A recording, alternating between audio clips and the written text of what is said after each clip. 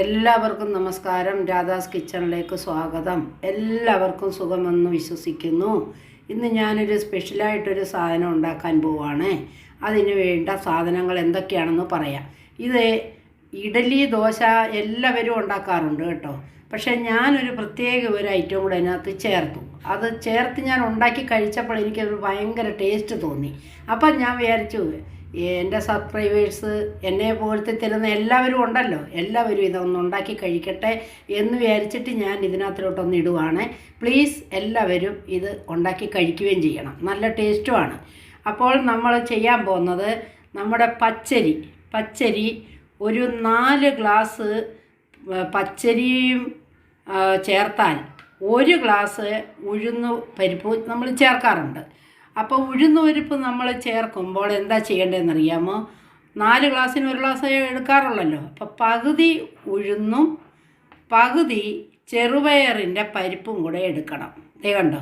എന്നിട്ട് ഇതിനെ മൂന്നിനെയും സെപ്പറേറ്റ് വെള്ളത്തിൽ കുതുക്കുക. ഇതിനെയും വെള്ളത്തിലൊഴിച്ച് കുതുക്കണം, ഇതിനെയും കുതുക്കണം, ഇതിനെയും കുതുക്കണം. എന്നിട്ട് മൂന്നായിട്ട് നമുക്ക് അരച്ചെടുക്കുമ്പോൾ ഒന്നിക്കാം. അതുകൂടാതെ നമ്മൾ പുഴുക്കലരി എടുക്കാറുണ്ട്. പുഴുക്കലരി 1 ഗ്ലാസ് ഇട്ടാൽ നല്ല സോഫ്റ്റായിട്ട് കിട്ടും. അപ്പോൾ അത് കാരണം അതിനു വേണ്ടി നമ്മൾ ചോറ് വെച്ചത് ഇരിപ്പുണ്ടെങ്കിൽ ആ ചോറെടുത്താലും മതി. കണ്ടോ? ഇത് ചോറാണ് കേട്ടോ. അപ്പം 4 ഐറ്റം: ചോറ്, പച്ചരി, ഉഴുന്ന്, പിന്നെ നമ്മുടെ പയറിൻ്റെ അരി, ചെറുപയറിൻ്റെ. അപ്പോൾ ഇത്രയും കൂടെ കൂട്ടിച്ചേർത്ത് അരച്ച് വെച്ചാലുണ്ടല്ലോ, വൈകുന്നേരം അരച്ച് വെക്കുക, രാവിലെ ആകുമ്പോൾ എടുത്തുണ്ടാക്കാം. ഊത്തപ്പം ഉണ്ടാക്കാം, ദോശ ഉണ്ടാക്കാം, ഇഡലി ഉണ്ടാക്കാം, മസാല ദോശ ഉണ്ടാക്കാം. എല്ലാത്തിനും സൂപ്പർ ടേസ്റ്റും സൂപ്പർ ഐറ്റവുമാണ്. മിക്സർ ഗ്രൈൻഡർ എടുത്തു. അപ്പോൾ ഞാൻ എന്ത് ചെയ്തു, പകുതി ഉഴുന്നും പകുതി നമ്മുടെ പരിപ്പാണല്ലോ, ചെറുപയറ്റും പരിപ്പ്, രണ്ടും കൂടെ ഞാൻ ഒന്നിച്ചിട്ടങ്ങ് അരച്ചേക്കാമെന്ന് വിചാരിച്ചു. ഇത് മാത്രം ഒന്നിച്ചരയ്ക്കണം. പച്ചരി വേറെ അരയ്ക്കണം, പുഴുക്കലരി വേറെ അരയ്ക്കണം, അല്ലെങ്കിൽ ചോറ് അരയ്ക്കണം. ഞാൻ കാണിച്ചു തരാം.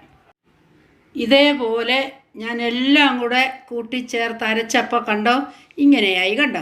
ഇങ്ങനെ തന്നെ ഇരിക്കുന്ന ഈ വെള്ളം കുറവുള്ളത് ഇങ്ങനത്തെയാണ് ഇഡലിക്കും ഊത്തപ്പത്തിനും സൂപ്പറാണ്.